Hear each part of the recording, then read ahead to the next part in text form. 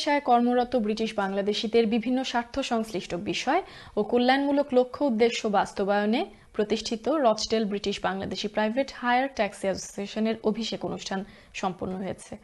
গত মঙ্গলবার স্থানীয় ওয়াডলওয়ার্থ কমিউনিটি সেন্টারে আয়োজিত অনুষ্ঠানে অ্যাসোসিয়েশনের চেয়ারপারসন বশির আহমদের সভাপতিত্বে ও সাধারণ সম্পাদক ফজল শহীদ আহমেদ এবং জনাব নাদিম মীরের যৌথ পরিচালনায় অনুষ্ঠানে ছিলেন হেইউড মিডলটন নর্থ আসনের MP Elsie Blundell, Rochdale Metropolitan Borough কাউন্সিলের mayor councillor Shakil Ahmed, council leader mister Neil Emmott, council deputy leader Daulat Ali, councillor Iftikhar Ahmed, councillor Faruk Ahmed ও কাউন্সিলর সামিনা জহির সহ বিভিন্ন সংগঠন ও কমিউনিটির নেতৃবৃন্দ। সভার শেষাংশে বশির আহমেদকে অ্যাসোসিয়েশনের চেয়ারপারসন, ফজল শহীদ আহমেদকে সাধারণ সম্পাদক ও মিলাদুর রহমানকে কোষাধ্যক্ষ উল্লেখ করে 25 সদস্যের নির্বাহী কমিটি ঘোষণা করা হয়।